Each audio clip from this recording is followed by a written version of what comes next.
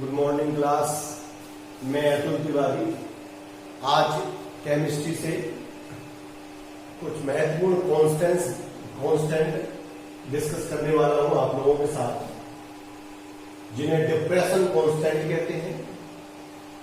ये वे कांस्टेंट वैसे ही काम करते हैं जैसे क्वथनांक उन्नयन के संबंध में उन्नयन स्थिरांक होते। उन्नयन स्थिरांकों में हम लोगों ने पढ़ा हुआ है, एक मोलर उन्नयन स्थिरांक होता है, एक आणविक उन्नयन स्थिरांक होता है, जो क्वथनांक उन्नयन से संबंधित होते हैं। उसी प्रकार से जब हम हिमांक अवनमन की बात करते हैं तो यहां दो स्थिरांक प्रयोग में लाए जाते हैं। एक केएफ होता है और इस केएफ को कहते हैं मोलर अवनमन स्थिरांक, और दूसरा के होता है जिसको हम लोग कहते हैं आणविक अवनमन स्थिरांक कहते हैं। ये दोनों फॉर्मूले में प्रयोग किए जाते हैं। तो राउल्ट का हिमांक अवनमन के संबंध में एक फॉर्मूला हम लोग पहले पढ़ चुके हैं। Delta PF is equal to KF dot small W into 1000 upon M into capital W. ये फॉर्मूला हम लोगों ने पहले पढ़ रखा है। ये डेल्टा टीएफ क्या है? ये हिमांक में अवनमन है, जबकि केएफ मोलर अवनमन स्थिरांक है।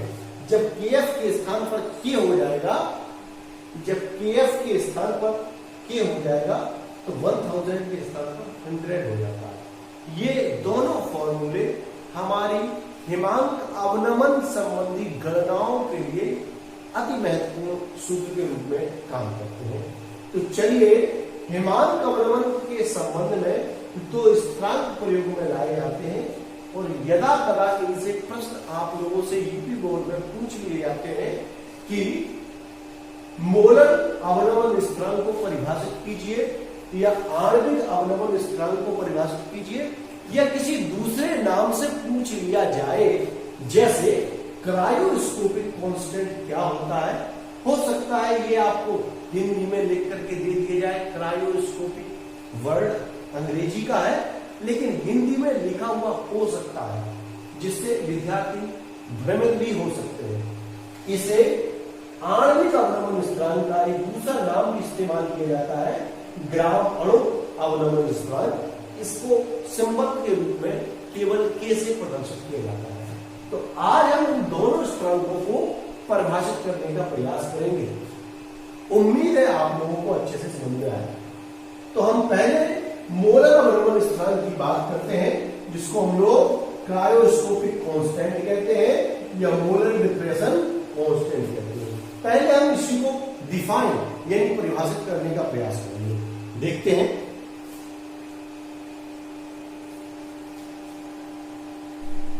चलिए, अब हम बात करते हैं मोलर अवनमन स्थिरांक की, यानी मोलर डिप्रेशन कांस्टेंट की, जिसको हम लोग क्रायोस्कोपिक कांस्टेंट भी कहते हैं।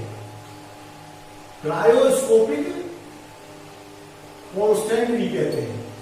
इसको समझने के लिए हिमांक के संबंध में राउल्ट का नियम हमें प्रयोग करना पड़ेगा, क्योंकि हम जानते हैं राउल्ट लॉ से, राउल्ट का नियम कहता है कि डेल्टा पीएफ यानी हिमांक में अवनमन KF dot small W into 1000 upon M into capital. यहां हम कुछ शर्तें अप्लाई करेंगे, जैसा कि हम पहले से जानते हैं, क्योंकि वही शर्तें हैं जो क्वथनांक उन्नयन के संबंध में हमने प्रयोग की थी, मोलर उन्नयन स्थिरांक को डिफाइन करने के लिए। चलिए, अब हम यहां लिख सकते हैं, यदि small W upon M is equal to 1 व कैपिटल डब्ल्यू की जगह पर 1000 ग्राम रख दें, तब क्या हो जाएगा? Delta PF is equal to KF dot into 1 into 1000 upon M into, हाँ ये एम हट जाएगा क्योंकि स्मॉल डब्ल्यू अपॉन एम की जगह पे टोटल 1 आएगा, कैपिटल डब्ल्यू की जगह पर 1000 आ जाएगा। ये 1000 से 1000 कैंसिल हो जाएगा और delta PF delta TF is equal to KF हो जाएगा। अब ये हम लोग समझ सकते हैं कि हिमांक में अवनमन मोलर अवनमन स्थिरांक के बराबर होता है। हिमांक में अवनमन मोलर अवनमन स्थिरांक के बराबर होता है, और ये ध्यान रखेंगे कब होता है, ये शर्तें हमको लगानी पड़ेंगी, और इसके बारे में नोट कर लेंगे। ये है हिमांक में अवनमन, इसको हम लिख रहे हैं हिमांक में अवनमन। ये चीज जो देख रहे हैं आप, वो हिमांक में अवनमन है, और ये क्या है, इसको कहते हैं मोलर अवनमन। मोलर अवनमन स्थिरांक है। अब इसको हम डिफाइन कर सकते हैं, डेफिनेशन लिख सकते हैं। यदि किसी विलायक के 1000 ग्राम में अवाष्पशील विद्युत अपघट्य पदार्थ का 1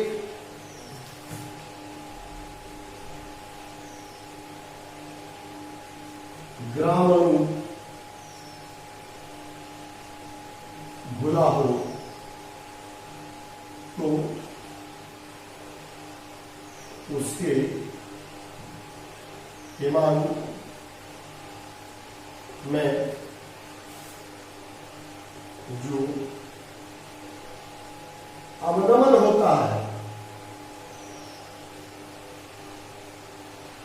उसे मोलर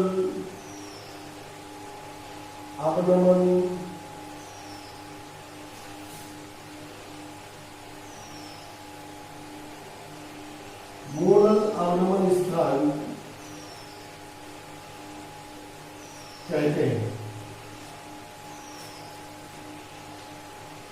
इसे KF से प्रदर्शित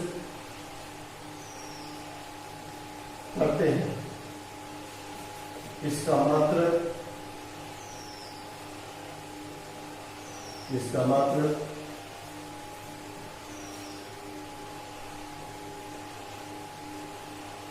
केल्विन मूलता इनवर्स, या फिर आप कह सकते हैं केल्विन मूलता इनवर्स या केल्विन मोलर इनवर्स। केल्विन की जगह पर डिग्री सी का भी इस्तेमाल किया जाता है, कोई प्रॉब्लम नहीं होती है। केल्विन या डिग्री सेंटीग्रेड का भी प्रयोग कर सकते हैं। या केल्विन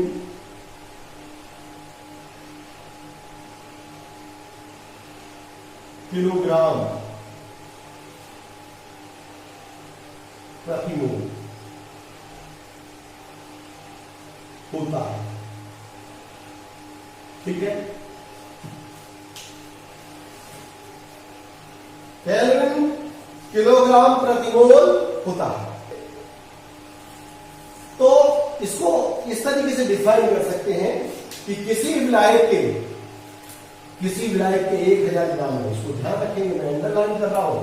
किसी विलायक के 1000 ग्राम है अवाष्पशील, हाँ यहां देखिए, अवाष्पशील विद्युत अनअपघट्य,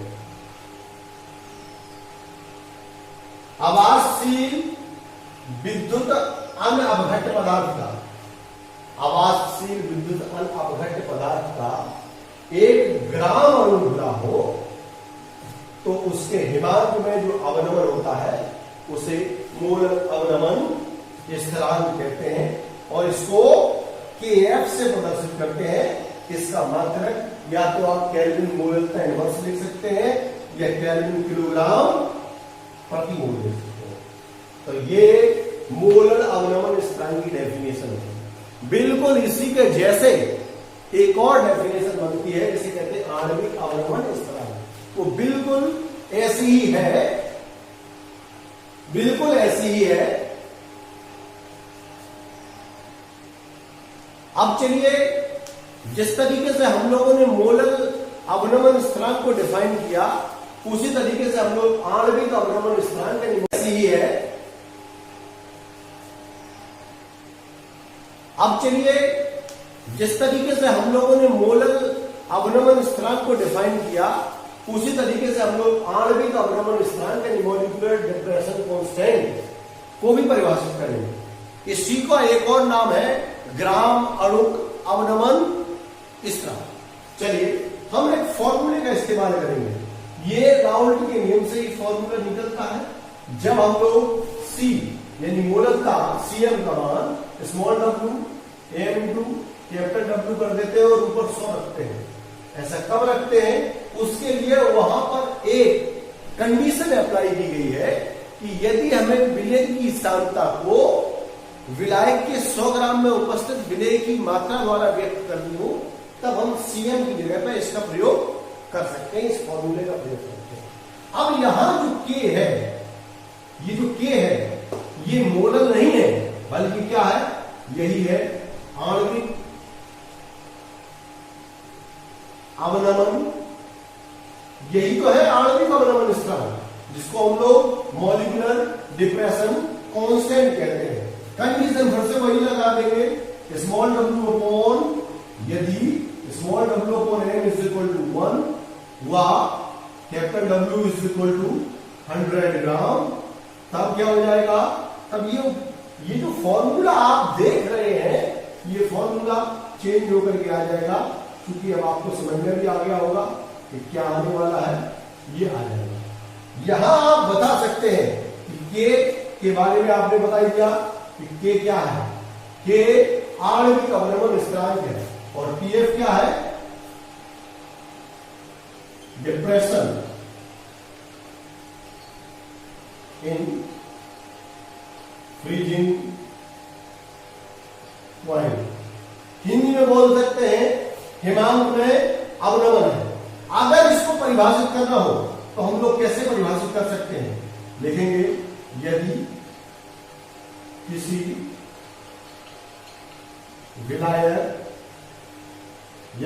विलायक के 100 ग्राम में अवाष्प शील विद्युत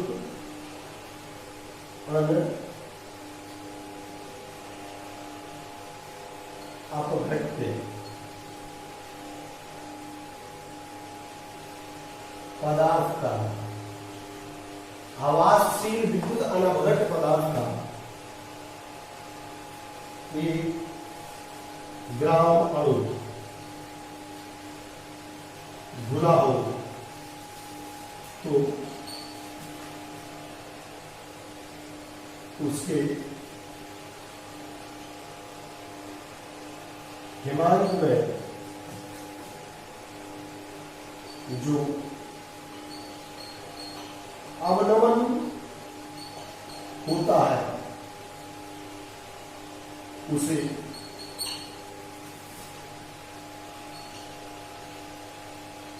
आणविक अवनमन स्थिरांक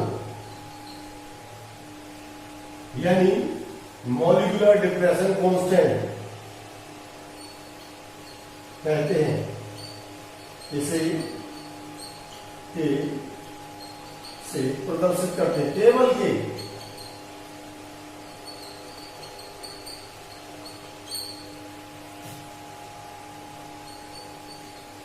इसका मात्रक केल्विन प्रति मोल यानी मोल इनवर्स, केल्विन प्रति मोल प्रति 100 ग्राम विलायक होता है।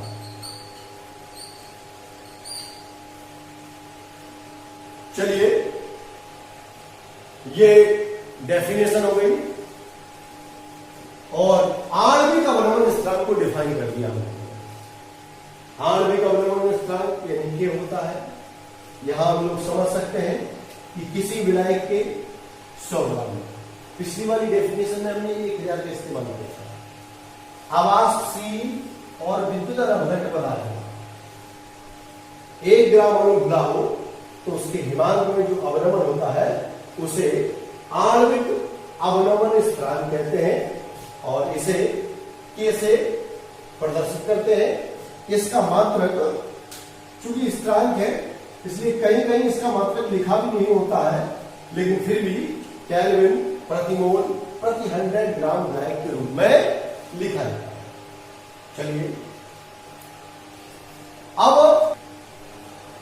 चलिए अभी हम लोगों ने क्वथनांक उन्नयन के दोनों स्थिरांक पढ़ लिए, हिमांक अवनमन के संबंध में दोनों स्थिरांक पढ़ लिए।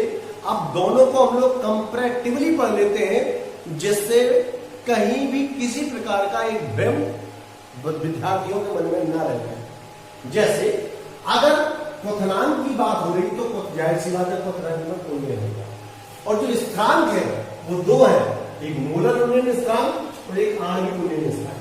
जो मोलर उन्नयन स्थिरांक है उसी का ही नाम है इबिलियोस्कोपिक कांस्टेंट। यहां मोलर वाले को बोला जाता है इबिलियोस्कोपिक कांस्टेंट और यहां मोलर वाले को बोला जाता है क्रायोस्कोपिक कांस्टेंट। अब क्वथनांक उन्नयन की बात हो रही तो मोलर के लिए हम लोग केबी सिंबल का इस्तेमाल करते हैं, केबी का इस्तेमाल करते हैं। ठीक है, ये बॉइलिंग पॉइंट से रिलेटेड होता है इसलिए केबी लिखते हैं। और जब मोलर की बात हो रही होगी तो सूत्र में 1000 वाले का प्रयोग किया जाएगा। कैसे 1000 वाले का प्रयोग किया जाएगा? Delta TV KB dot small W into 1000 upon M into capital. ये कब के लिए इस्तेमाल हो रहा है? जब मोलर का जिक्र किया जाएगा। जब मोलर का जिक्र किया जाएगा तब यानी मॉलिक्यूलर का यानी आणविक का जिक्र किया जाएगा तब टीवी इज इक्वल टू हो जाएगा K dot small W into 100 upon M into capital. ये दोनों फॉर्मूले याद रखें, यहाँ के आणविक के लिए है और ये के भी मोलर के लिए है। जब मोलर का जिक्र किया जाएगा तो फॉर्मूले में 1000 का इस्तेमाल होगा, जब आणविक का जिक्र किया जाएगा तो के होगा और 100 होगा। सीधा सीधा मतलब कह सकते हैं के भी है तो 1000 होगा, के होगा तो 100 होगा। हम सीधे सीधे कह सकते हैं ये के जो है केबी की तुलना में 10 गुना अधिक होगा। चलिए हिमांक अवनमन की बात करते हैं तब क्या हो जाएगा? Delta T F is equal to K F dot small W into 1000 upon M into capital. ये मोलर के लिए मोलर है तो केएफ लिखा जाएगा और फॉर्मूले में 1000 होगा। और जब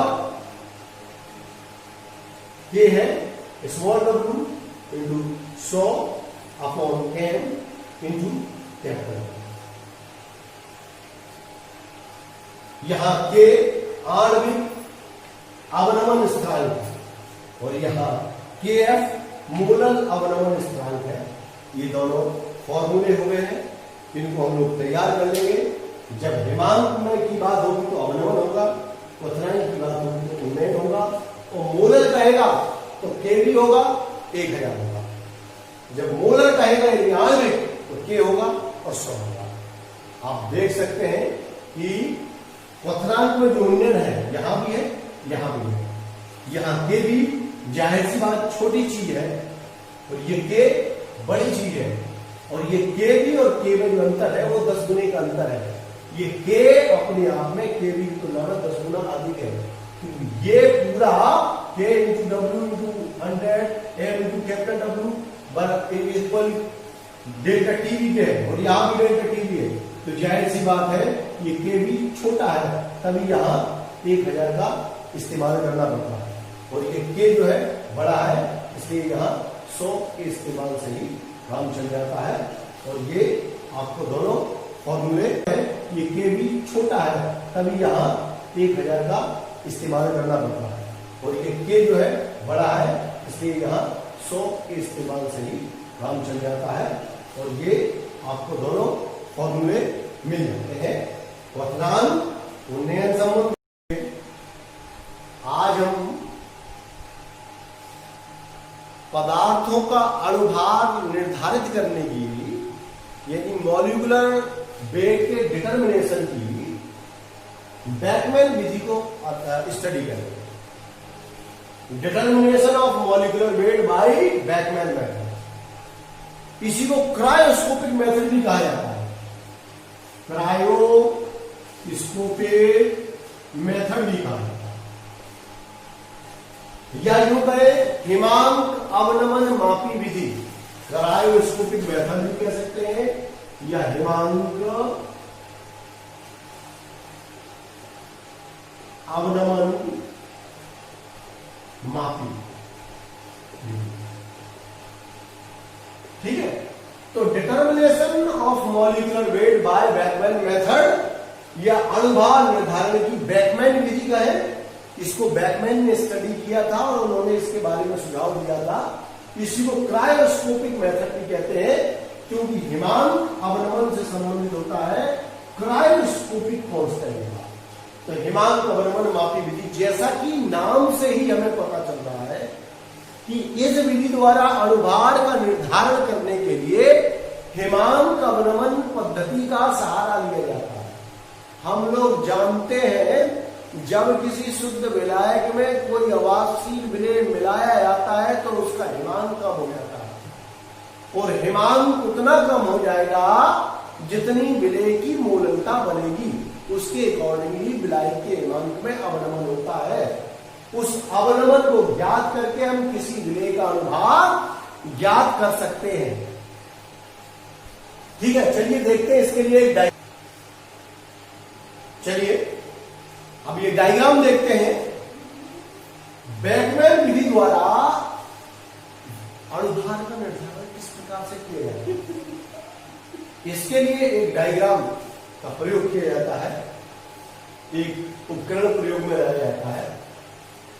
और इस उपकरण को प्रयोग करने से पहले हम आपको ये बता दें कि इसमें सिद्धांत क्या काम करता है।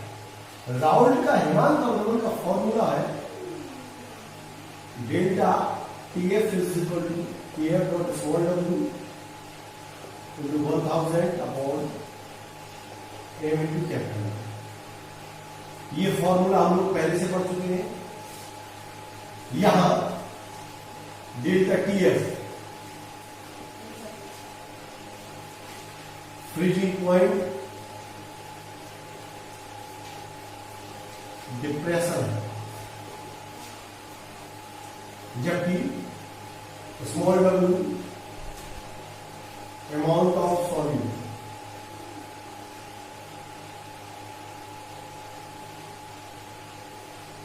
Amount of solute in gram, जबकि m molecular wait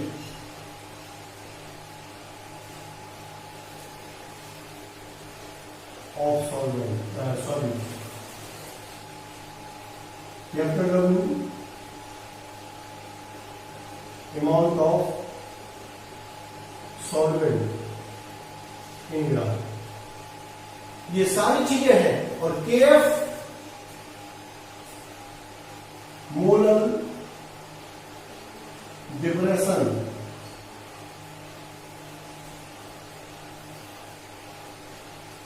molar depression constant है। इस फॉर्मूले में, इस सूत्र में यदि हम थोड़ा सा चेंज कर दें, m को यहां ट्रांसफर कर दें, डेल्टा TF इन हिमांक अवनमन को m की जगह पर ट्रांसफर कर दें, तब क्या हो जाएगा, वो फॉर्मूला मैं यहां लिख रहा हूं, तब हो जाएगा m is equal to KF small w 1000 upon delta TF into capital. इस सूत्र में, ये सूत्र कोई नया नहीं है, वही सूत्र है जो राउल्ट के नियम से निकल के आया है हिमांक अवनमन के संबंध में। आप देखेंगे ये अणुभार है, ये मोलल अवनमन इस स्थिरांक है, ये विलेय की मात्रा ग्राम में है, ये विलायक के हिमांक में होने वाला अवनमन है और ये विलायक की मात्रा है। अगर हम विलायक की मात्रा सूत्र में रख दें, विलायक की मात्रा को इस सूत्र में रख दें जो कि कैपिटल डब्ल्यू है, इसको रख दें, स्मॉल डब्ल्यू रख दें और हिमांक में होने वाला अवनमन रख दें और केएफ यानी मोलल अवनमन स्थिरांक को रख दें, तो हम दिए गए विलेय का अनुभार आसानी से सुगमतापूर्वक ज्ञात कर सकते हैं। यह सिद्धांत यहां काम करता है कि हमें जो भी विलायक दिया गया है उसके हिमांक में कितना अवनमन हो रहा है। हम फिर से ध्यान से समझें कि मान लीजिए कोई विलायक है, उसका कितना है कैपिटल डब्ल्यू ग्राम और उसका पहले हमने हिमांक पता कर दिया, जो भी उसका हिमांक आया वो याद रखा हमने, नोट कर लिया, फिर उसमें स्मॉल डब्ल्यू ग्राम विलेय मिला करके उसका विलयन तैयार कर लिया। ध्यान रखें विलयन तैयार करना और उस विलयन का फिर हिमांक ज्ञात किया। तो पहले शुद्ध विलायक का हिमांक, जैसे पानी आपने इस्तेमाल किया उदाहरण के तौर पर, जल का हिमांक 0 डिग्री सी होता है। कितना? 0 डिग्री सी।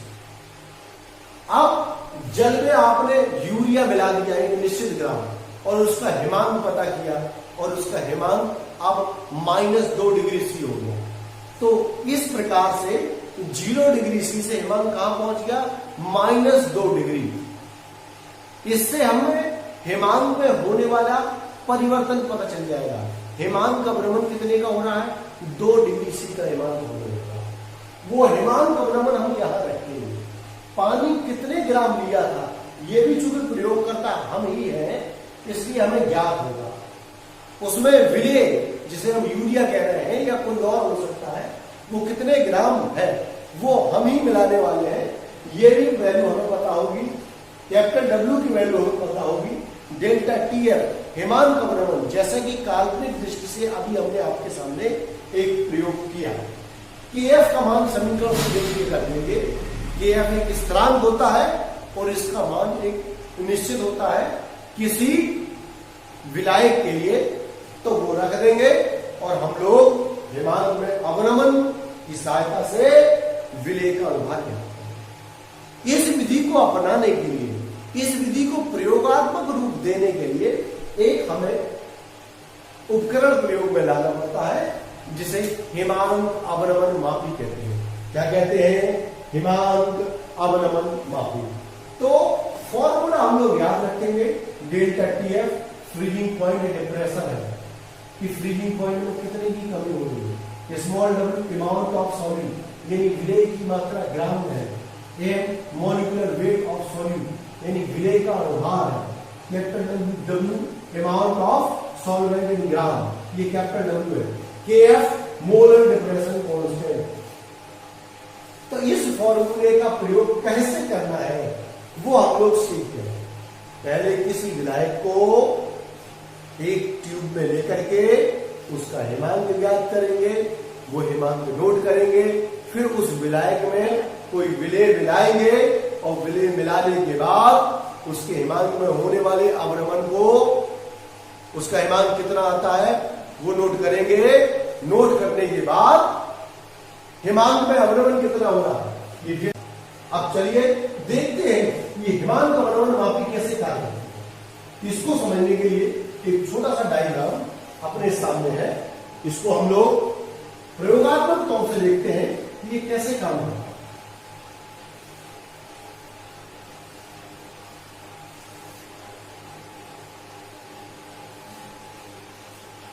इस डायग्राम को बनाने से पहले इसमें एक ये इसको जिसपे हमने लाइन खींची हुई है इसको इनर फ्रीजिंग ट्यूब बोलते हैं। आंतरिक, हिंदी में बोलेंगे आंतरिक हिमकारी नली, इनर फ्रीजिंग ट्यूब मैं लिख रहा हूं।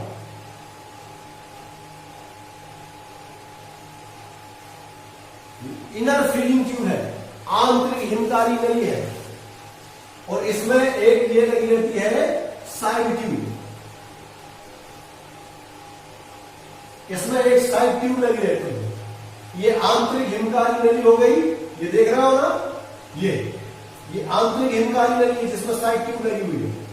इस नली में दो चीजें लगी रहती हैं, एक ये लगा रहता है, ये दिख रहा है ना आपको, ये देखो, ये दिख रहा है, ये इसको स्टायरर बोलते हैं, स्टायरर, इसको स्टायरर बोलते हैं, जिसको शुद्ध हिंदी में विलोडक कहते हैं। जैसे कोई भोजन बनाते हैं तो चमचे का जो इस्तेमाल होता है ना, चम्मच का जो इस्तेमाल होता है, वैसे ही इस्तेमाल यहां किया जाएगा, स्टायरर बोलते हैं इसको। ये लगा हुआ है थर्मामीटर, और ये केवल थर्मामीटर नहीं है, ये एक विशेष प्रकार का थर्मामीटर है जिसे बैकमानन थर्मामीटर कहते हैं।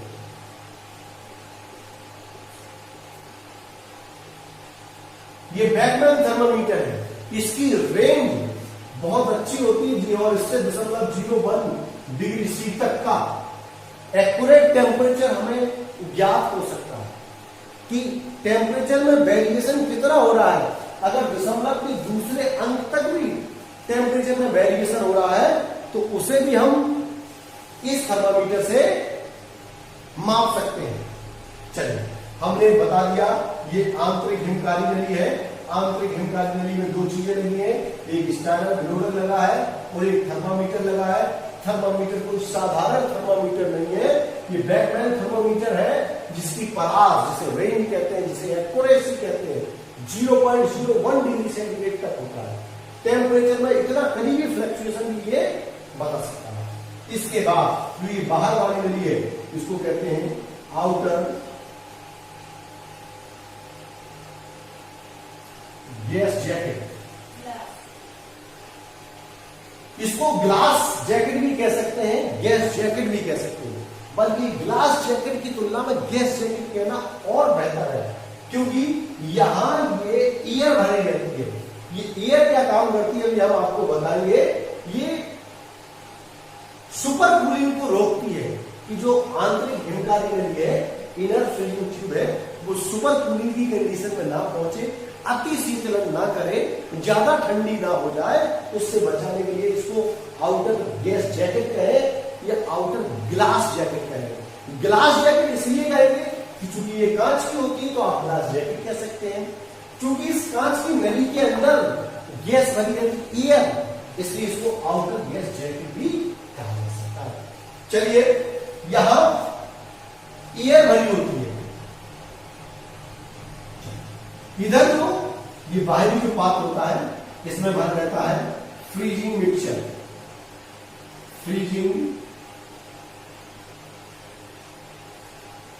यहां फ्रीजिंग मिक्सचर भर रहता है। तो चलिए, अब ये डायग्राम आपके समक्ष है। हमने बताया, हमने अंदर से शुरू किया। हमने सबसे अंदर की चीज क्या, थर्मामीटर, और उसके साथ क्या लगा है, एक स्टायरर, वो विलोडक, और वो किसमें लगा हुआ है, इनर फ्रीजिंग ट्यूब में। और इस इनर फ्रीजिंग ट्यूब को बाहर घेरे हुए एक दूसरे की जैकेट, कांच की नली लगी होती है, जिसे आउटर गैस जैकेट कहते हैं। और ये आउटर गैस जैकेट सहित पूरा सिस्टम एक मिक्सचर में रखा रहता है, जिसमें बर्फ और हिमकारी मिश्रण भरा रहता है। ये कूलिंग का काम है। ये एपरेटस तैयार है। एपरेटस के बारे में शुरुआत में बताया। पहली चीज इनर फ्रीजिंग ट्यूब, उसमें लगी है एक साइड ट्यूब, दूसरी बात, तीसरी बात लगा है स्टायरर उसी में, चौथा लगा है बैकमैन थर्मामीटर उसी में, जिसकी रेंज 0.01 डिग्री सेंटीग्रेड की है। और ये जो इनर ट्यूब है, ये आउटर गैस जैकेट में बाकायदा ठीक से फिट रहती है, ये सुपर कूलिंग से बताती है। इसके बाद ये हिमकारी मिश्रण में रखे जाते हैं। अब बात करते हैं कि इसको ऑपरेट कैसे करेंगे। ये सब हम लोग जान गए हैं, अब हम समझ लेते हैं। ये जो साइड ट्यूब देख रहे हैं ना, इस साइड ट्यूब से पहले इसमें भरते हैं सॉल्वेंट। ध्यान रखना, यहां परिवर्तन हो रहा है। ये जो साइड ट्यूब देख रहे हैं ना,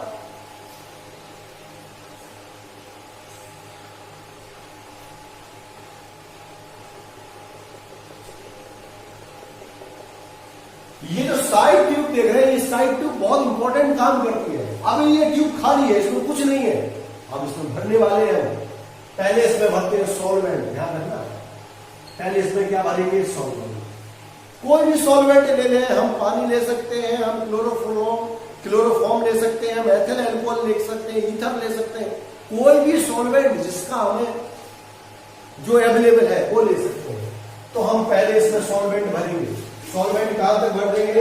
अब देखिए मैं सॉल्वेंट भरता हूं उसमें, ये भरते मैंने यहां तक सॉल्वेंट भर दिया, ये सॉल्वेंट भरा हुआ है इसमें पहले भर दिया सॉल्वेंट, ध्यान रखिए। पहले इसमें क्या भर देंगे? सॉल्वेंट। जैसे ही सॉल्वेंट भरेंगे फिर इस सिस्टम को हम देखेंगे कि सॉल्वेंट बर्फ के मिश्रण में रखा होने के कारण ये जमने लगता है, और इसका हम टेम्परेचर पता कर लेते हैं, उसका जमनांक सॉल्वेंट का, कि सॉल्वेंट जो है T1 टेम्परेचर पर जम रहा है। कितने पर? T1 टेम्परेचर पर जम रहा है। अब ये जैसे ही आप पहले सॉल्वेंट भरेंगे, सॉल्वेंट को जमा करके देखेंगे कि सॉल्वेंट कितने टेम्परेचर पर जम रहा है। उस टेम्परेचर को हम इस थर्मामीटर से नोट कर लेंगे, वो हो जाएगा T1 टेम्परेचर। ये T1 टेम्परेचर क्या होगा? सॉल्वेंट का जमनांक है, यानी सॉल्वेंट का हिमांक है कि ये सॉल्वेंट जो भरा है, यानी विलायक जो भरा है, वह कितने डिग्री सेंटीग्रेड पर जमता। जब ये सॉल्वेंट का हिमांक हमें यानी T1 ज्ञात हो जाएगा, ध्यान रखना, जब हमें T1 ज्ञात हो जाएगा, अब क्या करेंगे? इसमें सॉल्वेंट भर दिया, अब सॉल्वेंट को भरा हुआ है लेकिन अब वो सॉल्वेंट जम गया है, तो आप इस सावधानी पूर्वक इस आंतरिक हिमकारी नली को बाहर निकालेंगे। थोड़ी देर या तो धूप में रखेंगे तो पिघल जाएगा, नहीं तो आप बर्नर की लौ के करीब ले जाएंगे, धीरे धीरे करके सॉल्वेंट पिघल जाएगा, पुनः लिक्विड स्टेज में आ जाएगा। क्योंकि जब इसमें आपने फिट किया, थोड़ी देर बाद वो ठोस अवस्था में चला गया, तभी आपने हिमांक ज्ञात कर पाएंगे। चलिए, जब वो जम जाएगा, जमने के बाद वो पिघल जाएगा, तो जब वो पिघल जाएगा तो विलीन द्रव अवस्था में फिर से आ जाएगा। अब इसमें थोड़ी सी मात्रा में पहले सॉल्वेंट भरा हुआ है, अब इसमें थोड़ा सा सॉल्यूट मिला देते हैं। सॉल्यूट जिसे हम लोग क्या कहते हैं? विलेय कहते हैं। अब इसमें विलेय मिला देंगे। अब इसमें विलायक पहले से भरा हुआ था, इसमें विलायक पहले से भरा हुआ था, विलेय आपने अब मिला दिया। तो अब बच्चों, आप लोग ये तो जानते ही होंगे कि विलायक में जब विलेय मिल जाता है तो वो जाहिर सी बात विलेय बन जाता है। अब वो विलेय बन जाएगा। अब विलेय ऐसे तो बना नहीं होगा, तो विलेय बनाने के लिए उसको घोलना जरूरी है। अब यहाँ कौन चम्मच डालेगा? तो इसलिए एडवांस में हम लोगों ने क्या लगा रखा है? स्टायरर लगा रखा है। इस स्टायरर को होल्ड करेंगे, ये घुमाएंगे 2-3 बार, यहाँ लिक्विड जो है अंदर जाकर के हिल जाएगा, और जो विलायक पहले से था उसमें जो आपने विलेय मिलाया, आप दोनों मिलकर क्या बन जाएंगे? वो अब वो बन जाएंगे सॉल्यूशन। क्या बन जाएंगे? अब वो विलेय बन जाएंगे। ठीक है, तो पहले विलायक का हिमांक ज्ञात कर दिया। अब वो विलेय बन गया, विलेय बनने के बाद उसको हम फिर से ऐसे ही फिट कर देंगे हिमकारी मिश्रण में, और ये जो हिमकारी फिल्म से भरा हुआ है, ये क्या करेगा? इधर जो एयर है वो ठंडी होगी, जब हवा ठंडी हो जाएगी तो हवा के प्रभाव से ये अंदर जो विलायक था अवस्था फिर से आ जाएगा। अब इसमें थोड़ी सी मात्रा में पहले सॉल्वेंट भरा हुआ है, अब इसमें थोड़ा सा सॉल्यूट मिला देते हैं। सॉल्यूट जिसे हम लोग क्या कहते हैं? विलेय कहते हैं। अब इसमें विलेय मिला देंगे। अब इसमें विलायक पहले से भरा हुआ था, इसमें विलायक पहले से भरा हुआ था, विलेय आपने अब मिला दिया। तो अब बच्चों, आप लोग ये तो जानते ही होंगे कि विलायक में जब विलेय मिल जाता है तो वो जाहिर सी बात विलेय बन जाता है। अब वो विलेय बन जाएगा। अब विलेय ऐसे तो बना नहीं होगा, तो विलेय बनाने के लिए उसको घोलना जरूरी है। अब यहाँ कौन चम्मच डालेगा? तो इसलिए एडवांस में हम लोगों ने क्या लगा रखा है? स्टायरर लगा रखा है। इस स्टायरर को होल्ड करेंगे, ये घुमाएंगे 2-3 बार, यहाँ लिक्विड जो है अंदर जाकर के हिल जाएगा, और जो विलायक पहले से था उसमें जो आपने विलेय मिलाया, आप दोनों मिलकर क्या बन जाएंगे? वो अब वो बन जाएंगे सॉल्यूशन। क्या बन जाएंगे? अब वो विलेय बन जाएंगे। ठीक है, तो पहले विलायक का हिमांक ज्ञात कर दिया। अब वो विलेन बन गया, विलेन बनने के बाद उसको हम फिर से ऐसे ही फिट कर देंगे हिमकारी मिश्रण में, और ये जो हिमकारी फ्रिंजिंग मिक्सचर भरा हुआ है ये क्या करेगा, इधर जो एयर है वो ठंडी होगी, जब हवा ठंडी हो जाएगी तो हवा के प्रभाव से ये अंदर जो विलायक था अब जो कि विलेन बन गया है अब वो जमना शुरू होगा, अब वो जमेगा, क्योंकि राउल्ट का नियम सही है। क्योंकि जब किसी विलायक में कोई विलेन मिला देते हैं तो उसके हिमांक में डिप्रेशन शुरू होता है। अब मान लीजिए सॉल्यूशन के बन जाने के बाद उसका जो हिमांक है वो कितना आ गया, T2 आ गया, हिमांक कितना आ गया, T2। पहले उसका हिमांक T1 था, अब उसका हिमांक T2 हो गया। इस दोनों परिवर्तन से हम लोग हिमांक में परिवर्तन पता कर सकते हैं। कैसे, ये डायग्राम हमारे समझ में आ गया है, अब हम थोड़ा सा इसको चेंज कर देते हैं। तो जब हमें दोनों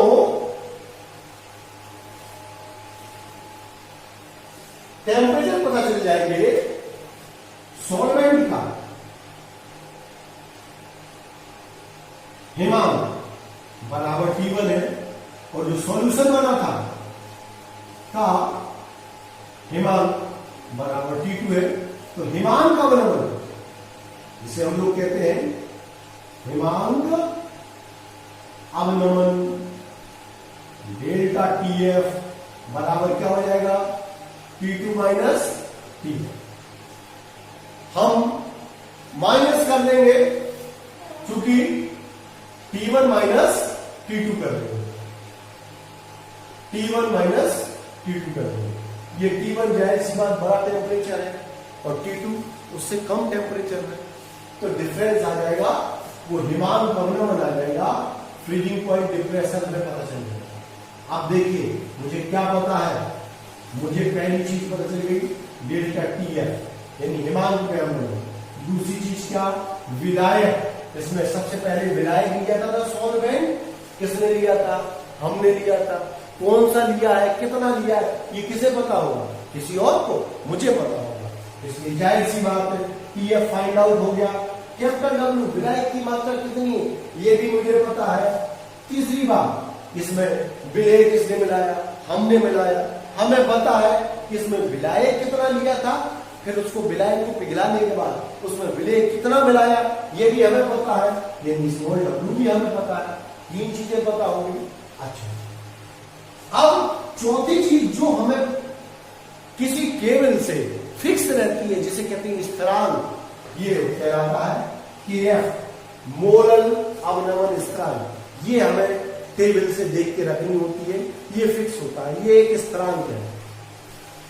हमें सवाल लगाएंगे तो हमें लगभग याद हो जाएगा कि पानी के लिए 1.86 होता है, किसी के लिए कुछ, किसी के लिए कुछ, ये सब फिक्स होते हैं। ये इसकी एक सारणी आती है, उस सारणी से देख करके हम वैल्यू रख सकते हैं। अब हमें चारों चीजें पता है, ठीक है। अब अणुभार ज्ञात करने के लिए हम लोगों ने फॉर्मूला बनाया था, KF small w into 1000 upon delta TF into capital W। अब देखिए इसमें आपको KF पता है, स्मॉल w पता है, डेल्टा TF पता है, कैपिटल W पता है। ये सारे चारों पद इस फॉर्मूले में रख करके अणुभार का निर्धारण कर लेंगे, वही उस पदार्थ का अणुभार होगा। ठीक है, तो यहां ध्यान रखेंगे, पहले आंतरिक हिमकारी नली में विलायक भरते, कोई निश्चित विलायक नहीं सकते, फिर उसमें कोई अज्ञात विलेय मिलाते हैं और विलेय बना लेते हैं। पहले विलायक का हिमांक ज्ञात किया जाता है और बाद में उसको विलेय बना करके उस विलेय का हिमांक ज्ञात किया जाता है। और इस प्रकार से ये बैकमैन विधि है। बैकमैन थर्मामीटर बहुत महत्वपूर्ण रोल प्ले करता है, जिसकी एक्यूरेसी आप लोग याद रखेंगे 0.01 डिग्री सेंटीग्रेड पर रखेंगे। इतना एक्यूरेट टेम्परेचर को का पाठ्यांक दे सकता है ये बैकमैन थर्मामीटर, इसका प्रयोग किया जाता है।